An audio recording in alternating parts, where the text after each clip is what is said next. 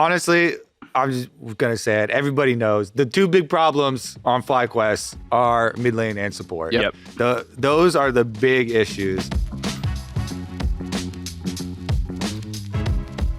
Hello and welcome back to The Dive. Woo! Season 7, episode number 11. The boys are back together. Brand new nose. Doesn't he look great? Everybody, compliments. You got the best nose No, they didn't job. actually change anything on the outside. No, they did. You look so different, man. Yeah. I got a peek up there. It's looking clean. Yeah, the inside's looking You nice. see your brain real good now when you look up? Yeah, it's actually crazy how big of a difference it was, because I'd never been able to breathe through my nose besides like a tiny bit in one nostril at a time my whole life. And when they took the stent things out and I could breathe, I was just like, wow.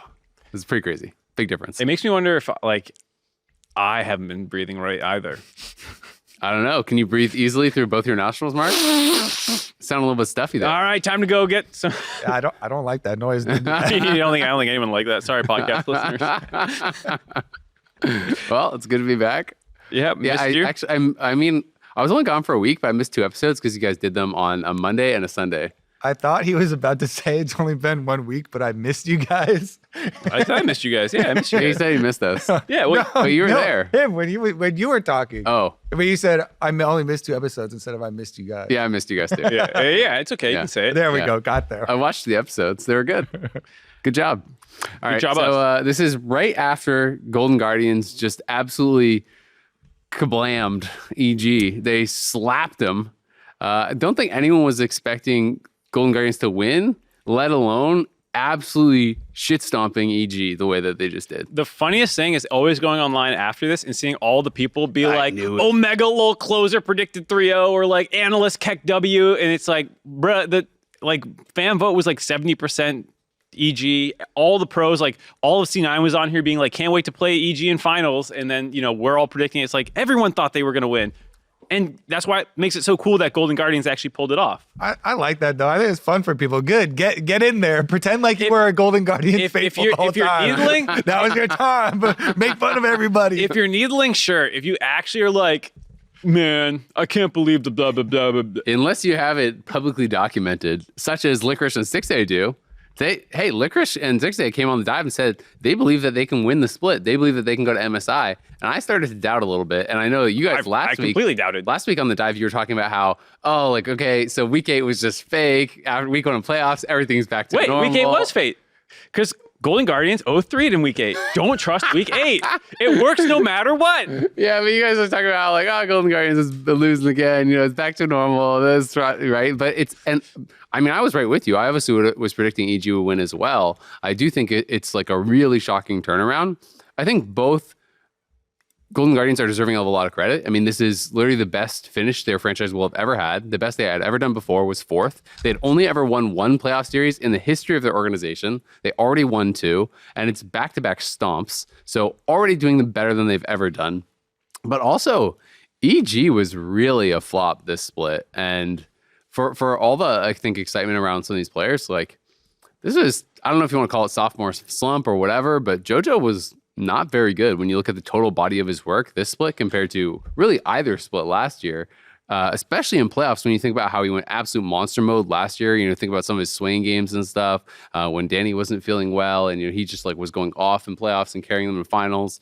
And then from that to this, I was so disappointed. I really was excited to see if we were going to get that rejuvenation of JoJo where he could really perform at a super high level. And a lot of his games were leaving a lot to be desired. The Tristana one, especially, I felt like he was really fed. He was in a position to carry. And then back-to-back fights, he's jumping into a Wukong ult. He's stepping on a Caitlyn trap that's been there for 5 or 10 seconds. It was just these errors that you don't expect from a top-level player. Yeah, he's blowing himself up on Talia rocks. It was very disappointing from the Evil Geniuses side, but I still want to ride high on the Golden Guardians success train, because coming into this too and getting ready for this series, I thought one of the coolest things was how diverse their picks have been and their champion pools. And then it was on full display again, multiple flex picks for all of the different players to be able to play these different parts for it. And then we got such cool insights. I feel like we laid the groundwork on the dive. We had 6A and Licorice come on first for individual interviews talking about how much confidence means to them. But then we also had the one, Licorice, talking about how he went back and talked to his coach, asked him if jungle was coming, let me play some carry matchups. And this kind of snowball effect of them playing with confidence and having trust in each other is a real life Bad News Bears movie right now of this underdog team that is all trust each other. They're playing off confidence. It seems like they're getting better even as the split goes on too, with being able to play these different flex picks and then playing carry picks as well. It's just, I feel like it is really cool in playoffs to have a successful underdog story, because as much time as we like setting those up on broadcasts, they almost never work. but this one, worked, right? 3-0 on EG and stomped them too. Yeah, I mean, Huhi, I think, is kind of the through line for all of it for me for the Golden Guardians rise. We spent a lot of time talking about him on the pre-show, and like just the fact that he is been the 6th most played games of all players now. I think it was 7th, wasn't it? I think he was 7th and moved up to 6th. Oh. Yeah, he passed Xmithy. Okay. Yeah. I think that's what it was. So, but like he's been around forever. We talked about how he just barely missed like the LCS 10 best top, best mid, best support kind of stuff. And so it's just cool to see him like on another team again, dragging them into a finals weekend. The picks that he did it on, the Rel coming out of nowhere to bring that back. And like he was vibing himself. They're playing a Mumu. They just like, I was talking to them a little bit after the series, and they're like, "Oh yeah, we knew EG was like mental boom. We could pick whatever and win, like." And they're like, "Oh yeah," because it's like you played the Rumble out of nowhere, and they're like, "Oh, we just knew after those first 2 games that like we had them downloaded and it didn't matter." It's the literal opposite of the Dardock quote, where he's like, "Man, just pick me whatever and let him lose in peace." And he's like, "It's whatever, man. Just pick me whatever and we'll win." Yeah, I love that. It's so funny. Well, yeah, because they destroyed them twice in draft. The first one was just wonky, and I think ended up better in their favor, where there was like triple marksman for the side of EG, and then like Wukong Talia, it's like you're just going to get exploded in fights if you're not super careful, which happened. And then game 2 was the triple flex, where they really just like...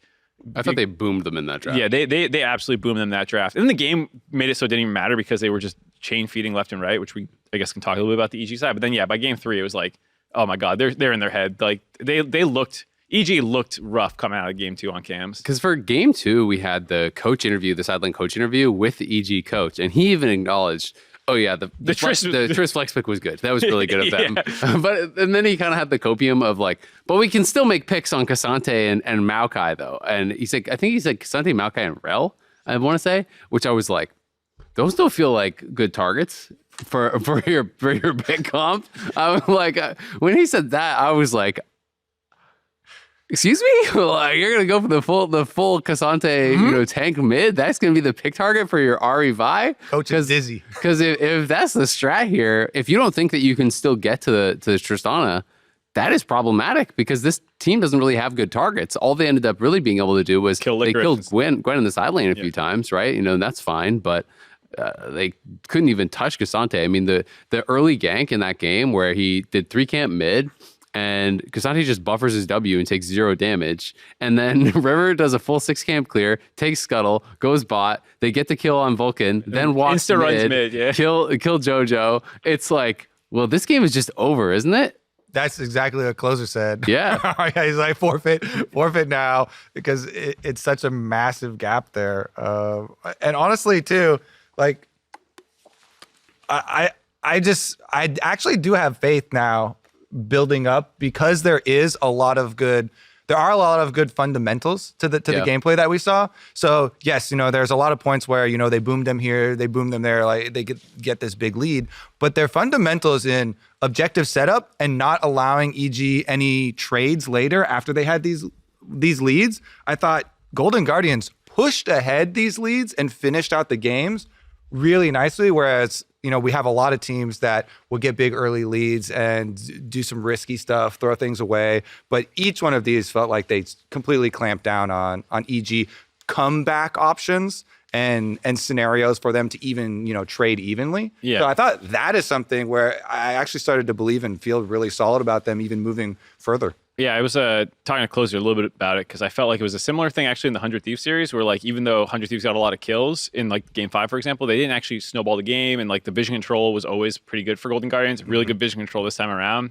as well. The fact that they it is a bot lane focused meta, but it feels like they're abusing that because people just don't give enough attention or thought to the top half of the map with some of their picks. And Licorice has apparently a deep champion pool after one tricking Jack Nectin. Suddenly he's just like king of weak side counter picks with like Rumble and Gwen and stuff like this and the Olafs and stuff. So like, I think that's really cool. And they just seem to have a lot of layers to their team in terms of, like you said, really good fundamentals, really unique draft. And then like, it was the 6A story for a long time, but now it's like River played well, Gory's stepping up. Like everyone's playing super well right now. So yeah, I mean, I think it's really exciting. And I do feel really happy for Licorice. You know, he's such a nice guy if you ever talk to him. And if you guys haven't watched the 6A Licorice dive episode, you really should go back and watch it because that was a really insightful episode. But to see him doing this well, because I was critical of him early in the split. I thought he was, playing as the weak link on the team. And I know the community had really been on him as well, because I think he had some pretty bad games early on in the split. And even in their win streak, I thought he had some pretty bad games that were kind of just ignored because they were winning. But he has really stepped up, I felt like, in playoffs. It's cool to see, and especially with that story. I know Closer didn't agree with it. It was kind of funny, like that story being repeated about like, Closer's like, I went back and watched. I went top 3 times. But, Licorice was saying basically, is he coming top at all? And the coach, asked the coach, and the coach says, nah, he's not there. So then he starts playing the carries, being able to kind of push that forward and change the strategy for the team and then be able to execute on it, I think is really, really special, because it's been a long time since Licorice has really been in the conversation amongst like good top laners in the league, amongst those top laners in the league, because it's easy to forget, but he had, I want to say 2-3 years or whatever it was with Cloud9, where when you look at the All-Pro voting, he was consistently, like, overall, he had the best results as far as All-Pro and stuff. So you could easily argue he was the best top laner over that time span in the league, and then left Cloud9 and has been kind of in relative obscurity since then. And it feels like this is that first time really since that Cloud9 era that he is kind of back on top, so to speak. And people are really excited about his play and talking about him in a really positive way. Yeah, I mean, that's what makes a good underdog story, is that they have to be underdogs for a legitimate reason. Like, you have to actually be bad first for it to be very cool by comparison to then be performing really well and being a large reason why your team is winning these playoff games, because not many other teams are utilizing counter picks like this for top lane or aggressive matchups. So there's so much conversation, especially around 100 Thieves with Tenacity, how that's the type of player that he is. He wants to play, Kennen and aggressive matchups on top side, but solidifying their identity, into perma tanks and stuff like that. And there are so many good tanks top side for them to utilize him as an actual piece of leverage here in their series makes it an actual story. Yeah. Final thing I'll shout out for the Golden Guardians guys is the staff, because we don't often talk a ton about staff, and I mean, they're behind the scenes, they're not that popular or whatever, Nero sucks, but I do want to give him a shout out because he's been with Golden Guardians forever, like he was there through the rough years, and like this is the highest they've ever placed their first final weekend. They just had to get him out of the coach's seat. Yeah, that guy was just running it in every single draft for years. Oh, he like failed upwards. He failed upward, and now suddenly they're good. Suddenly their drafts have 3 flex picks. Wow, and all these winning drafts. What happened, guys? He finally got out of Spooks his way, the other coach. He's also been there forever, actually. So like, it was just cool that like, even though a lot of these players are new to Golden Guardians, there actually is this like through line of the underdog story of the coaches. Yeah, no, absolutely. I mean, and I got to talk to their coach previous to the split, and it was really interesting because he talked about the importance of 6A and Licorice performing in this split, because they had felt as an organization, Golden Guardians has felt that these guys basically, this was their split where they had to step up and do really well, because the argument had always been that they didn't have the right pieces around them to succeed. And he said at the beginning of the split, now we have those pieces. There's no more room for excuses. Basically, Licorice and 6A have to have a good split, or like that's kind of it, right? And so for that context to be there, and now to see that they have had their most successful split ever as an organization, I think is really, really cool to know that they had the confidence, that they had the right pieces, and also were able to kind of live up to those expectations. Yeah. And Spooks, the coach, the guy who's the coach now, was the academy coach also, who coached 6A when he was on the academy team and blasted academy. I also think the LCS feature that they did on 6A's history, really good, career, really good, was super, super well done.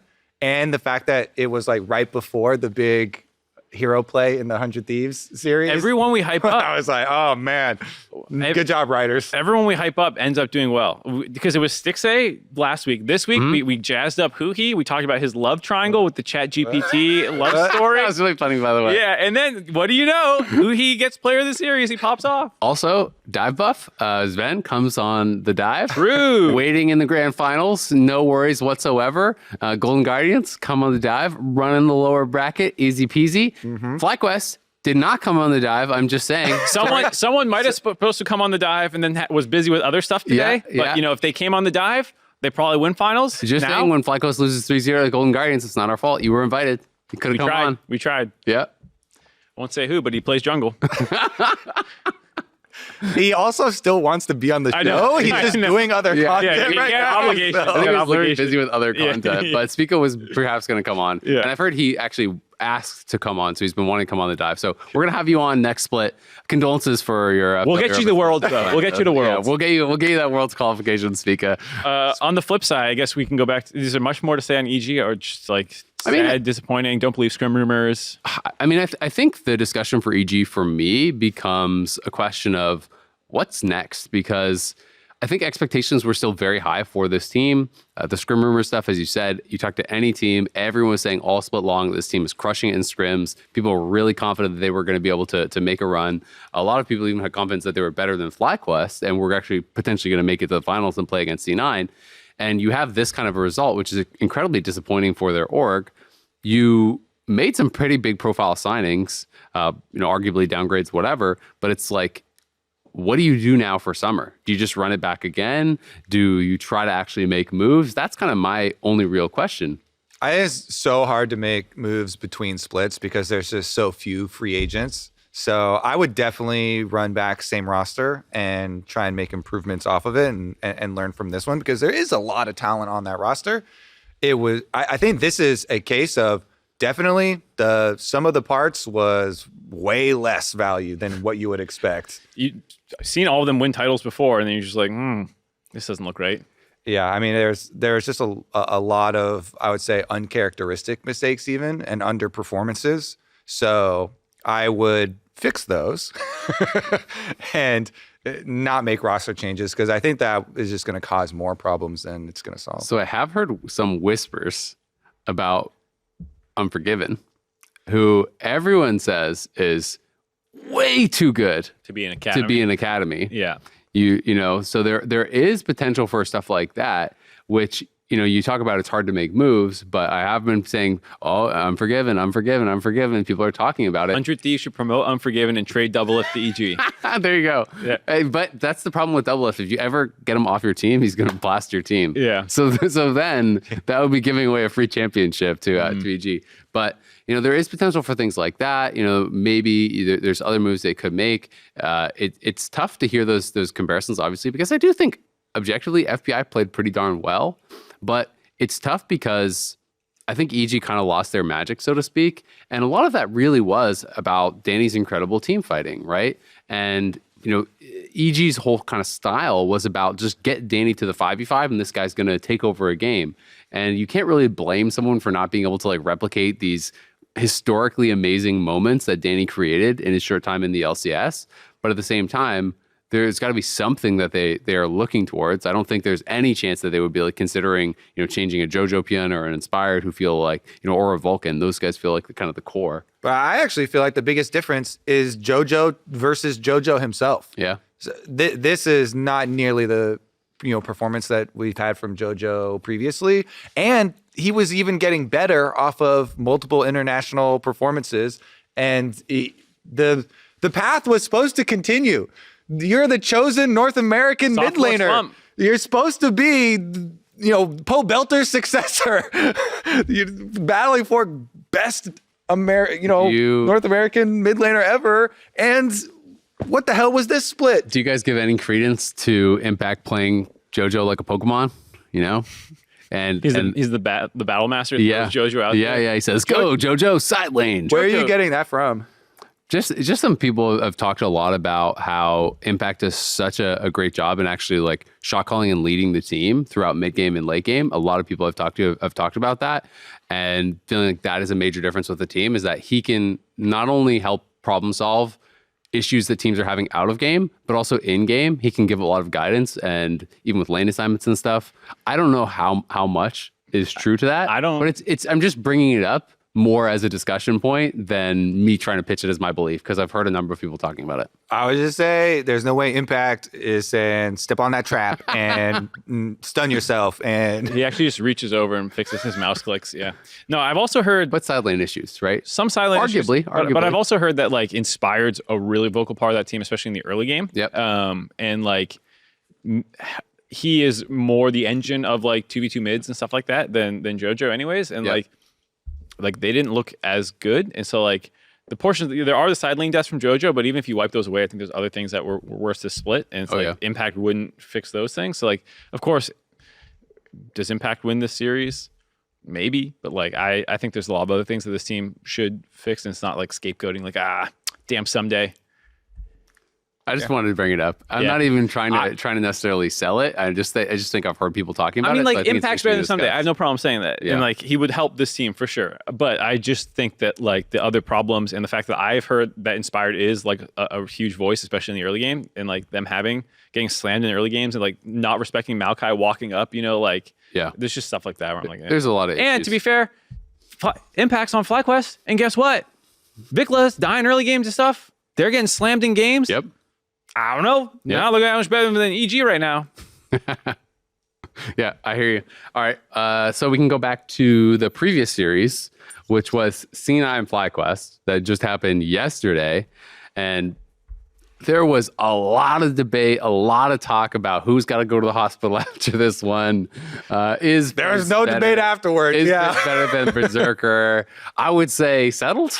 Prince smacked him. He absolutely just Berserker, you mean? Yeah, excuse me. Yeah, I meant Prince got smacked. Berserker just went crazy in this series, especially the Jinx game where we see Prince getting a couple early kills and he's in a really good position, and then he proceeds to get solo killed back to back, including a 1v2 by Berserker. I just feel like that is just such mental destruction.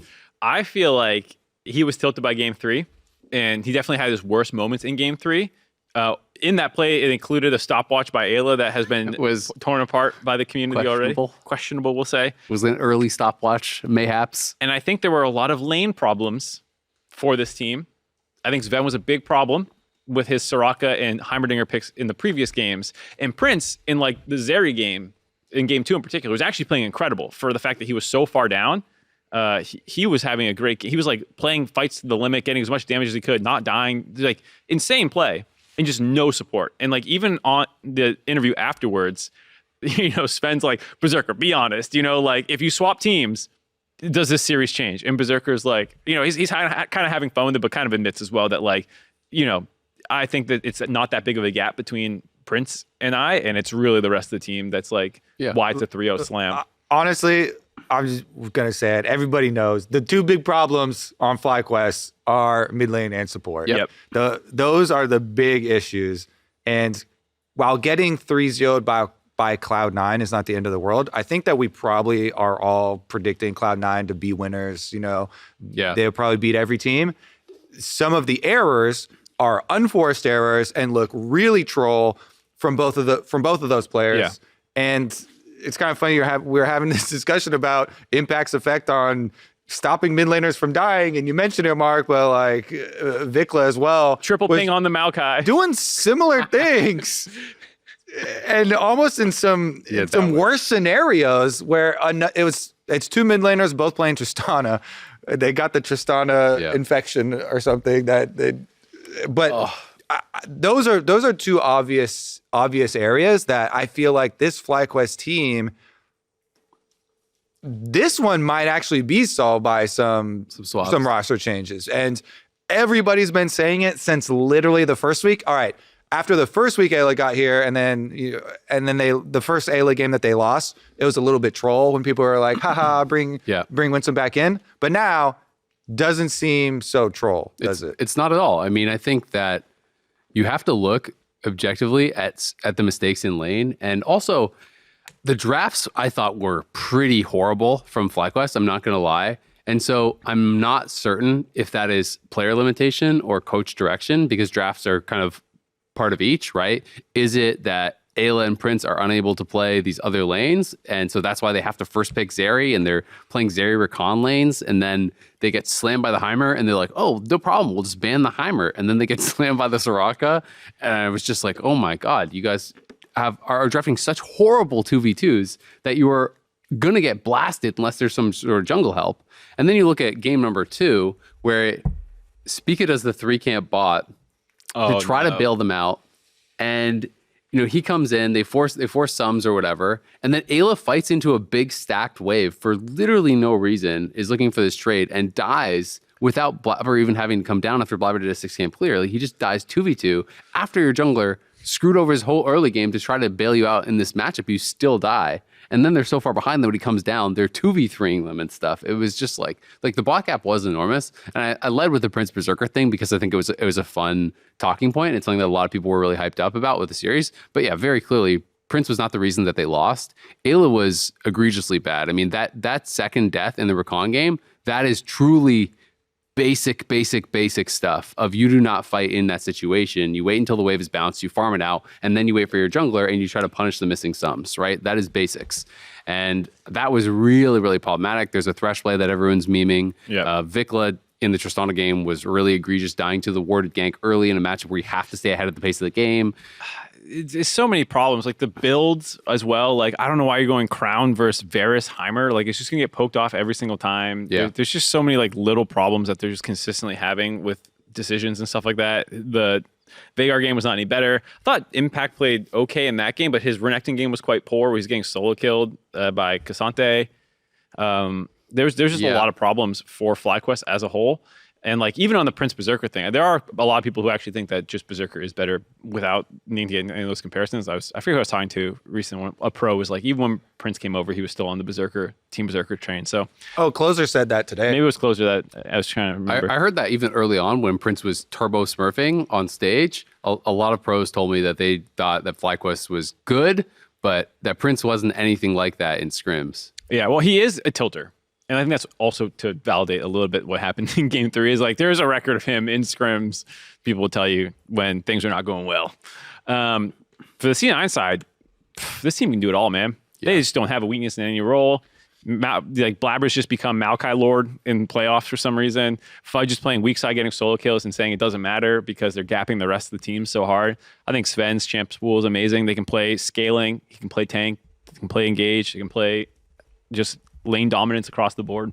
They win every lane in game and team fights and objectives, and they also win content out of game. Best and team. I'm so happy. They give the best content. They give the best interviews afterwards as well. They're all joking around with each other, trolling each other. It is much easier to do content and give interviews and stuff when you're the best and you're winning because you get to walk around with swag. But Cloud9 are in a point right now where they can do no wrong, basically.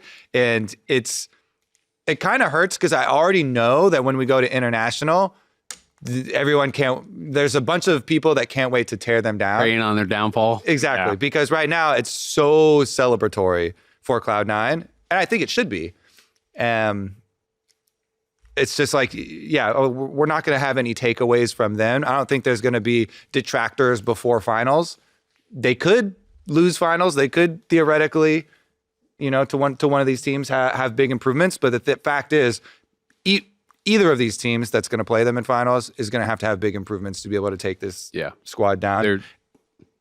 And it has to happen in individuals first. I mean, their drafting is really, really flexible. As you said, they dominated the objective game. They're getting every single dragon, every herald. Their setups were better. Their compositions, I think, made more sense than their opponents. Their individual play is really strong.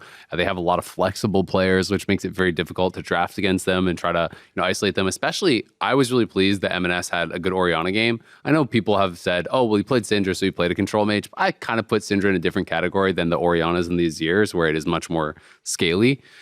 So I thought it was nice that he even played that, even though it wasn't an exciting game, just to see him be able to even get some jungle pressure where it felt like they were trying to take advantage of some of his tendencies and not be able to capitalize on that, and him have just a solid, slow ass game was good, because we know he can play the really aggressive stuff and dominate, but he needs to curb some of his tendencies or he's going to be picked on, especially when teams pick up on those issues. And I'm just so excited for this team because they can also play the really difficult to execute comps. Sometimes we have champions that, by champions, I mean champions of the LCS, not League of Legends champions. Or is your Jinx? Yeah, stuff like that. That is way more simple. And then they don't have enough diversity when they are really pushed to the edge. But Cloud9 are playing tankless comps, heavy poke comps, lots of stuff that is harder to pull off, stuff that requires 1-3-1, 1-4. So I'm very excited to see what this team can accomplish, and I hope that they continue to look strong, just because I've been a North American representative since the very beginning, and I always want us to do well in international. Rage. And so I'm already channeling my energy. Plus, whoever else is our representative, whoever our reps are, whoever wins, they completely deserve it. I give them 10,000%. Please, God. For those of you who might not realize, there's 2 MSI qualifiers now. So that is why he's talking about that. Cloud9 is already guaranteed going to MSI. Whoever joins them in the finals will go to. Yeah, 100%. And I think the final thing for me that I like a lot about them is that we talk about diversity of champion pools and stuff like that, but also like how they approach the game, I feel like can target enemy teams' weaknesses. If you look at like CLG, where Eminez and Blabber were going versus against FlyQuest, it was a lot more top focused, like these Jace picks for Fudge, and like they're slamming top and they're doing all this stuff. And then here they're like, okay, just hold Prince down, attack Ayla because he's probably a weak point that they identified. And like the fact that they can shift their game plan, it feels like, to their opponent while still maintaining like an aggressive identity and all this stuff is also scary heading into finals weekend for whoever has to play them. My biggest point of interest for whoever goes up against Cloud9 is going to be what the adjustments are in draft, because it was really fun that Dokla was there the day that they actually were beating FlyQuest, because I was talking to Dokla and he was just saying he felt like he was watching his series again, where he said they went into this as CLG versus C9, and he said they were of the mindset that, yeah, Cloud9 is going to do this early game stuff, but we can just hold out, and then we're going to outscale them, we're going to beat them in 5v5, and that was their game plan. And that's literally what we saw FlyQuest try to do as well. FlyQuest probably watched and they said, well, we're better than CLG, so we can just we'll do that. We can just hold out, and then we're going to beat them in 5v5. And they got slapped the first 2 games. They did make some pivots in draft, which I think helped their chances in the 3rd game, but we know that, or at least I'm expecting, that if FlyQuest or whoever gets back there, they're not going to go with that same strategy. It will be a difference from game 1. So I do expect, even though I favor Cloud9, regardless of who gets there, I do expect it would be a closer series, because we now have 2 full series of evidence. You can't just expect this team to not punish you early and just try to get greedy and look for But can you fight them early? Probably not. Got to hope try. they mess up the early game and then you're better late. I don't know. I feel like that's kind of a key, where it's like, oh, we came up with this plan, we're just going to outscale them. The best teams never have to do that, because the better players will beat you early, and then they'll say, hey, we're going to challenge you early. Since you're worse, you lose. You're going to lose early, and then they're going to be able to finish it out. And the outscaling is generally way more successful versus teams that are worse than you. So we've been talking about whoever C9 is playing. Let's start talking about who we think they're going to play. FlyQuest versus Golden Guardians will be on Saturday coming up. I think it's at 4 p.m. local time, so 1 p.m. 1 p.m. PST, I believe. Yeah, PST. So FlyQuest versus Golden Guardians. FlyQuest got 3-0'd. Golden Guardians were the 3-0ers. They're looking real good. We also, during their 7-game win streak, they took down C9 and EG. Like when Golden Guardians is hitting, they feel like they can beat anyone in the league. So are they actually the favorites, despite coming from losers bracket? To be fair, Golden Guardians also was 0-2 against FlyQuest in the regular season, so they lost both their games. I do think you also have to take in consideration strength of opponent. EG, yeah, Golden Guardians 3-0'd them, but EG does not look on the same planet as Cloud9, who was FlyQuest's opponent. Also, I'm a firm believer of favorites goes by rankings for playoffs. So I would say, yeah, they're definitely not the favorites. FlyQuest are for sure favorites, coming from upper bracket, coming from top 2. So it's still an uphill battle, but the underdogs have a lot of momentum. Yeah. And that, as we have had multiple testimonies from Golden Guardians players, coming on the dive and talking about how much better they play with confidence and how it solves all of these other secondary problems when you're winning and just makes everything else so much easier. And they trust themselves. Then they're talking about you can pick whatever, we're going to win, that type of stuff, and playing with confidence, and Licorice playing aggressive matchups and them being able to track jungle I think is really exciting. So I think it's going to be a good series. I'm assuming still more people to say FlyQuest, but I don't know. I was gonna say people are reactionary. I feel like people are gonna be hot on Golden Guardians with how dominant they looked here, as well as the fact that like the matchups feel very good for Golden Guardians in a sense. Where like, what are you saying? I think I'm Golden Guardians favored. I think like Huhi was incredible. I think if Ayla is still in there and he's struggling again, like Huhi clearly has a big champ pool that can can potentially sub gap. Gory looked a lot better today than last weekend. Mid for Vikla, not looking great. Weak side king impact, but like, hey, Licorice is no joke right now. Like it feels like they can actually go toe to toe in a lot of these areas where I'm like, kind of hot on Golden Guardians. It's interesting because I just haven't put a lot of thought into this yet because the series literally just ended and I just didn't expect Golden Guardians to win. I was thinking a lot about EG versus FlyQuest and how I thought that was going to be a matchup, just being straight up. It's fair. And so, I agree in that Golden Guardians looked much better, but I do think it's just so unfair to compare the two series because it was against Cloud9 versus against EG, who looked really bad. Mm-hmm. But I think Speak had talked about this potential matchup, I want to say, where it was in one of the interviews. I'm pretty sure I was thinking about, unless I have it confused, but I think it was talking about like it would be about mid jungle. And he thinks that like their mid jungle was strong, but that they can easily like shut them down. And he was seeing that as Golden Guardians' main win conditions. I think that has changed a little bit. People's opinion has changed a little bit because Ayla had such a terrible series. And that is where I start to agree with you that it becomes truly hard, I think, to predict this series. And just the fact that I don't feel confident that FlyQuest is going to win speaks volumes about how much Golden Guardians has really improved and the journey that they've actually been on here. Because you want to say, oh, of course, FlyQuest bot lane is better because they have Prince. Well, Prince, you're probably going to rank above 6A, sure, but the lane phase is so much of the game. And 6A with a lead, I do favor above Prince because I think 6A with a lead, he has shown that he can execute on that. He can really make good when he gets an advantage. Like he knows how to play these team fights out very well. Sure, Prince is probably a bit better, but Huhi is playing way better. Supports lead lane in everyone's eyes. Yeah. So that is a really, really big concern here. I think that FlyQuest, we want to talk about like, can Golden Guardians do the same carry thing top? I don't really think so. It's so hard to punish impact. I don't think you're going to find much of an avenue there. Maybe they still go for it anyway. But I think this series is really going to come down to how well are Vikla and Ayla playing because they were just such sore spots for the team. And if they can just play like okay and even go even against their opponents, I think FlyQuest will for sure win because I do think that their individuals are stronger in the other three roles. But that is a big if right now because I do think that you have to be favoring Golden Guardians in mid and support pretty heavily after what we just saw. Yeah, I mean, we had this exact slide on this or that at the end of the day. Ooh, what'd you say? And Jat was Golden Guardians, and I was like, no way. It's FlyQuest because it's impossible for Vikla and Ayla to play as bad as they did in that series again. There's no way you can play that bad. That was actual like inting for both of them. I'll show you. Get me up there. I'll show you worse. Yeah. Watch my ARAM game. I went 420 and 20 in literally any game I've ever played. Checkmate.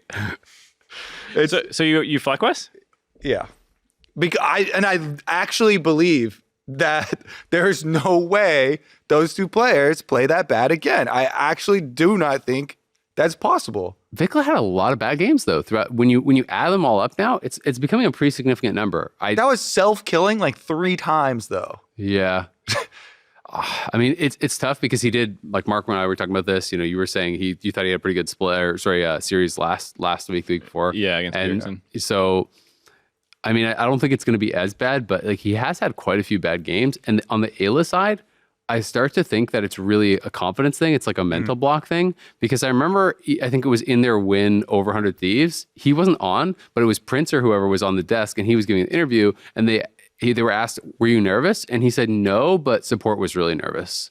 and like talking about Ayla, right? And so I think if you're already really nervous and you're really kind of getting psyched out a little bit about the pressure, there's a lot of community pressure on him. There was super high expectations. He was, the prodigal son of Core JJ coming into the league to dominate, and your previous support was already doing better than you, basically. Now there's tons of community heat. Even in the win, you're feeling nervous. Now you just got slapped and had a horrible series.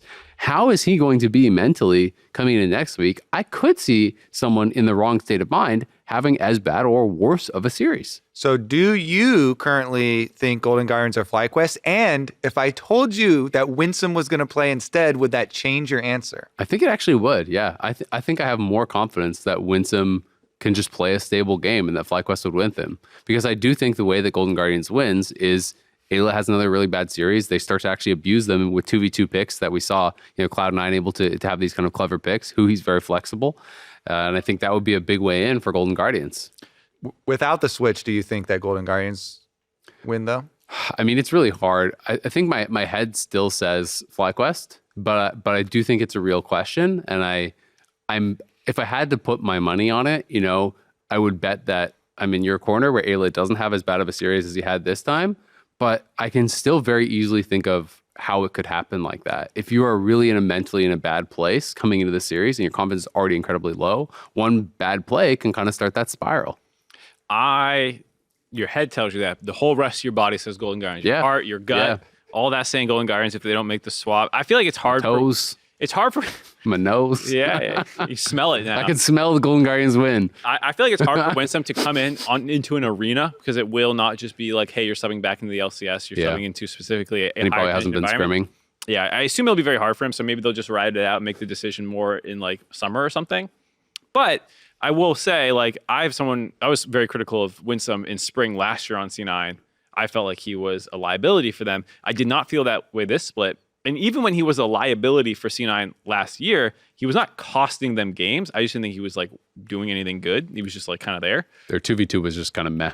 It was a very weak lane phase, and then he kind of like did his job or whatever. But like honestly, for what we've seen, like the low point of Ayla, that's a lot lower than Winsome's low point. So even if he just comes in and it's fine, that's actually an upgrade from where it is right now. So like, I don't know if they'll make that change because it's very difficult to ask a young player to just like sub back in front of 10,000 people. But maybe they feel like that's honestly the only way that they can win, and it's worth trying. What I would literally do if I was FlyQuest's management, I would go to Prince by himself and just ask Prince, who are you going to play better with, and do whatever he says.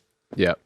Because that's the other point. I think it's a great point that you bring up, because your teammates can really lose confidence in you. And if I'm playing with you that happens, and I just think this guy's ass and I'm expecting him to do the wrong things, I don't trust his calls anymore. I don't trust that he's going to be able to follow up. Self-fulfilling prophecy. Exactly. Because I'm not going to be playing with him. I'm not going to be playing the way I should because I don't think you can do it anymore. So I think that's a good point. It probably should come down to a player decision. If Prince doesn't have confidence in Ayla anymore, Ayla probably shouldn't be playing.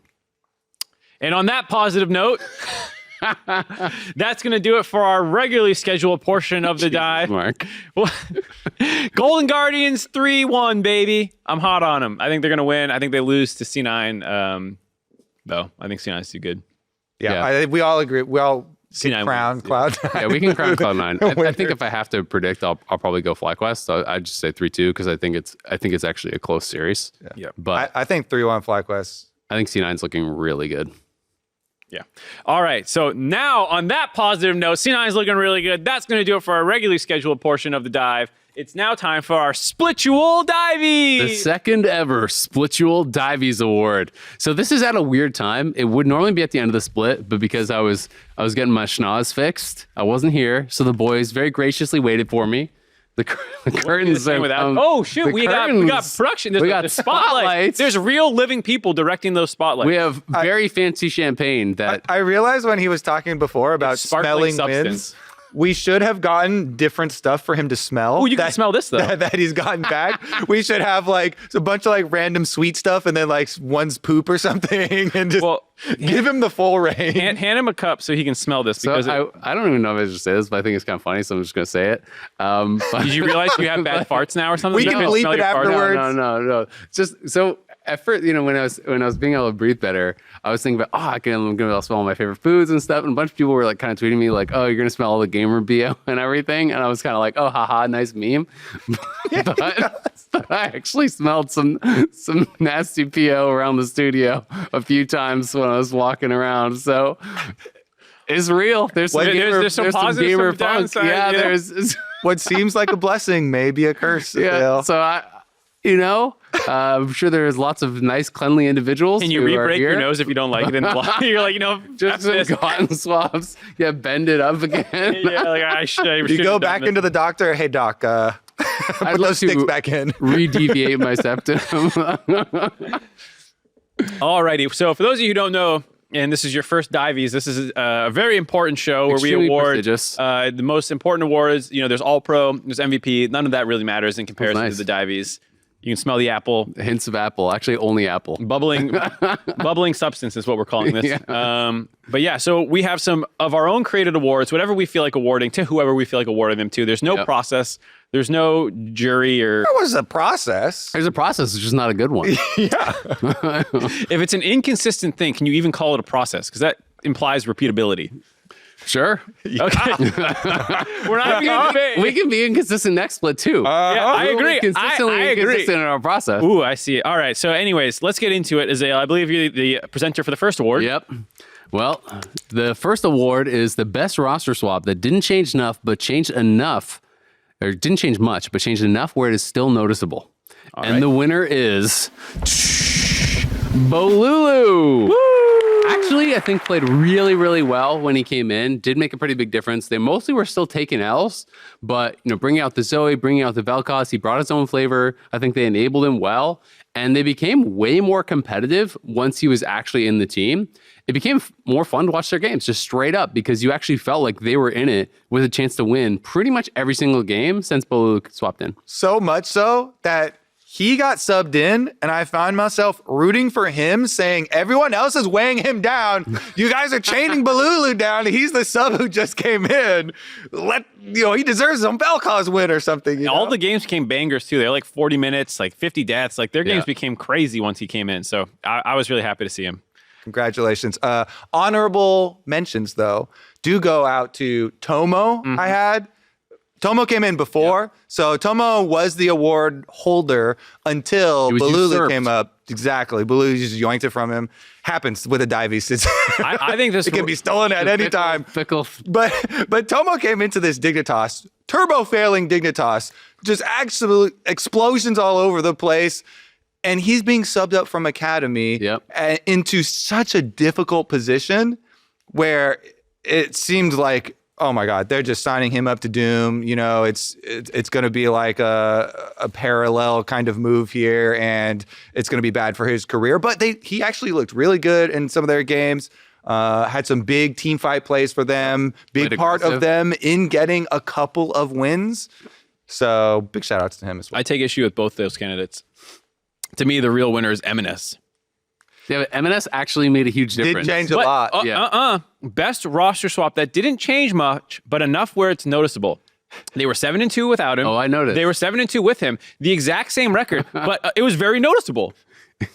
He should win. He was snubbed for this award. You've lawyered us. It's the exact same record. Yeah. Before and after him. It was just way cooler with him. Yeah. It did change a lot, though, in how they play games. I don't think. And in him being much better. Bully. Yeah, I don't know. I was half trolling. I just wanted to rules lawyer you. All right, on to the next award. To the next award we go, though. The most underrated player I would like to present to Mr. Revenge. After we have had multiple testimonies on the dive itself from Cloud9 members, from Golden Guardians members, talking about him being one of these players that is on a underperforming team, but deserves more praise. And if you look back at the eye test at the first half of the split, majority of a lot of these games, especially his Cassante games, really big, good, strong performances from him to give Immortals winning angles, even if they didn't end up, completing the victories in a lot of these, and they still end up as losses. There are a lot of games where he still had strong performances. I will say this award got a little tenuous towards the end, had some more, poor performances towards the end, but he still deserves it. And you always have to wonder, is it becoming that almost like the Smithy thing where everyone's like, he's so underrated. And in every split, man, this guy, one of the best junglers in the region. So underrated though, Sneaky, one of the best AD carries. So underrated. It's just so underrated as he wins his third title and his 5th All-Pro or whatever. Yeah. So underrated. So moving on, Revenge was pretty uncontested in that category, I think, for us. Here's the next award is the Best Game of the Split award. And the winner goes to Golden Guardians versus FlyQuest in the second round robin. It was a 45-kill game. It was absolute insanity. Was it the highest quality game? No. Will you have the most fun of any game rewatching this? I would posit yes. There was just bloodshed, people TPing all over the map fighting, and it's a preview of now our finals weekends out of nowhere. So it's a very good game. Wait, FlyQuest? Oh, yeah. FlyQuest versus Golden Guardians, second round? Yeah. It was the Tristana mid versus Gory's LeBlanc, and they were just killing each other all over the map. Yeah. Okay, I think I remember that one. That one was really good. The one, my honorable mention was CLG versus C9 in the first round robin. I thought was really good. When CLG started to get a bit of momentum, the big upset there was kind of a fun game as well. CLG games are often bangers. I 100% agree. CLG versus Cloud9 is always really fun. I was going to say that whole story extending even to playoffs last year, to me, is evolving such a cool... It's not a rivalry because Cloud9 is the best team in the league, but it's competitive. And when Cloud9's stomping so many other teams in playoffs, then we keep looking back and saying, oh, they had actually the most difficult time with CLG, is becoming a bit of a reoccurring theme. And since they were also able to take the regular season game, it was super hype. And the C9 guys in the post-game interview after their series, when they were on the desk, they were talking about how CLG is one of those teams that can actually push them, and that will scrap with you early. And that's why those games get like a bit crazy, is because they'll go right at you and they're going to fight back and forth, and they're going to have to create these really exciting games that come down so heavily to execution. All right, next award here is the Sorry You Didn't Get Any Awards award. And this one, I think there really was no one else who could get it. CLG, congratulations, you finally got an award. They had back-to-back top 4 splits. Why are you both looking at me? Got 0 people on All-Pro. And also didn't win coaching staff of the split, which I know their general manager wasn't very happy about. He tweeted about it. And I'm gonna be honest, if I was on CLG, I would be pissed too. It's like, how are we a top 4 team every split, but none of our players are good enough, and none of our players are top 3 in the role, and our coaching staff sucks. Because they're 4th across the board in everything. They're just like, they're perfectly the 4th best in everything. Yeah. They just can't, no one's just a little bit better. I did have some CLG votes on my All-Pro. Me too. At least. So, okay, there you go too. I didn't vote because the nose surgery. I was pretty high on painkillers. Oh, because it was the Sunday that you... It was, yeah. So Friday I got my surgery, and then Saturday, Sunday was our time to vote, and I was in outer space. All right. So Azael was too high to vote. Yeah. Let's move on to the next one. But now CLG has an award. Congratulations, CLG. And really, which would you rather have? All-Pro or the Sorry You Didn't Win Any Awards award? This looks way better on your resume. This is, it's no contest. This one's way better. Divey for sure. Yeah. Okay, our next one is for Best Out of Game Performance. And this one, we already kind of alluded to Cloud9 content. They have multiple good members, but we can only give this Divey to one single individual. And that individual is Zven. Absolute turbo smurf. He's creating rivalries. He's flaming other supports. He's not handshaking people. He came on and gave one of the best dive episodes we've ever had. Yeah. In the entire history of the dive, which is quite long now. I don't even know how many years we've been doing this since we started with Jat in the closet that was over behind the other building. But absolute turbo smurf. Every time he comes on, does any content, he's hilarious. Yep. He's insightful. He super honest. Is so honest. And that's part of the reason why we love him, and he deserves this. He always has a new shtick. For a while, it was like the support king thing. Then he started saying, not a good look. Now he's all about mad. He just keeps saying mad to everything. He took that from M&S. Yeah, that's what I mean. He's always got something new anytime you see him. Are you smarter than? He just kept saying mad to everything. That's what I was going to say. I actually just watched that this morning. It was really, really funny. I don't know if you've seen it yet, but the Are You Smarter Than LCS Analyst, they just had the playoff edition with Cloud9. Yeah. If you guys haven't seen it, it's on LCS YouTube. You should check it out. It's really, really funny. It was Blabber, Fudge, and Sven, and you guys are just ribbing each other the whole time. I won't spoil who wins, but it was a quality episode. Also, the final question for our episode was way harder than the final question you had for their episode. We had to do, 30 minutes of math and stuff. I was answering them alongside at home. I think I got basically all of the stats ones right, not always the follow-up questions right. But then the Scuttle Crab one was just like, come on now. I also am not the best host, so sometimes really I need to give additional I'll ask the question and then I need to give additional context. I said, what's the first Scuttle Crab spawn? But I didn't say at base level 1. I had to say afterwards, at base level 1, because it scales up, and usually the first one's actually spawning at level 2 or 3. It was super random health. And because amount. It's 35% less. It was basically I was praying that Blabber knew the answer and he didn't. And as soon as he didn't, I was like, I got really stupid. I thought it was funny though, because it got literally down to a 50-50, because you're giving them higher or lower, and there was 1,008 versus 1,009. Yeah. It was I'm such a bad host. The number is 7. They say 6. You're like lower. Wait. The funniest thing is I said it was 4 digits. Chat said 1,000, and I said lower. That's awesome. Saved by editing, though. It turned out great. 99.3. Yeah.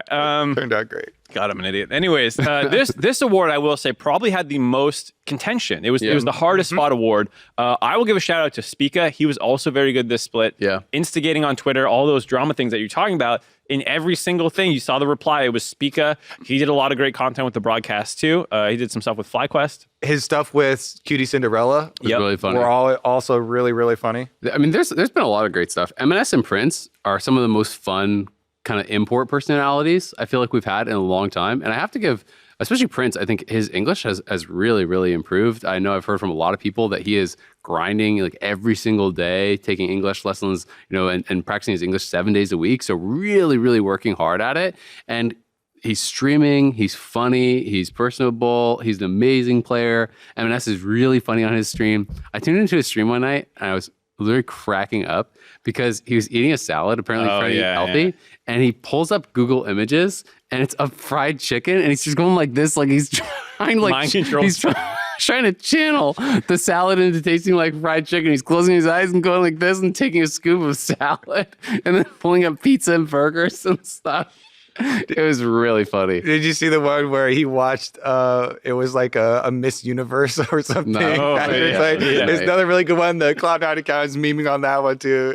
Yeah, they both of those streams definitely deserve a follow. One final shout out for this. I got to give you a shout out, Mark, because I think you've done a really good job this split and kind of pushing the envelope with some stuff. If you haven't seen Catching Up with Double Lift, it's some really top tier Double Lift content. If you're a Double Lift fan, you want to tune in. Great, insightful interviews with Double Lift every single episode. Yep. Every single time you learn something new about him. Yeah. At least one interesting fact. Right at the beginning. Yeah. Anyways, back to the Diveys. We have the best play of the split. Now, this one was also a little contentious, but the award ended up going to, I think we agreed on this. I could be wrong. Stixay. That's the one I said. I think you wanted a different one. I disagreed because it wasn't a regular season one, but Stixay gets the award. All right, no, we know what we're taking. What's happened so far? See, I think we agreed that we weren't going to put it to that. It was still first in the. But this is what I voted for. Well, we're taking it back from Stixay. No, we're taking it from him. It's the regular season, damn it.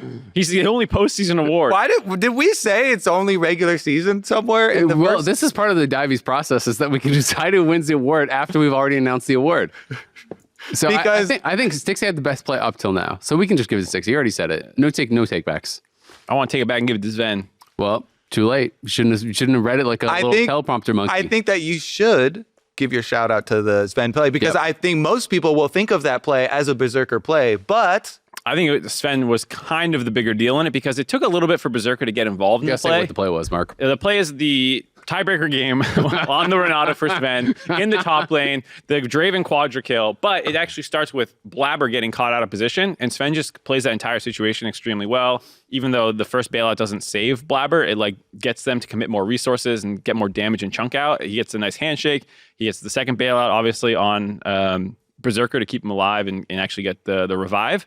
So like it was just insanely well played. There were a lot of good plays this split, but I maybe it's recency bias. I distinctly remember that one. You had a different one. Yeah, that one was really good. Styx Ace is going to be like, when we're taking the split and playoffs, that's going to be the one that you keep seeing It's on in highlight replays, reels, yeah. and you're going to remember it because it's Styx A killing Double Lift in this like 1v5 moment, you know, in this crazy circumstances and Playoffs, the game series, 5. Game 5.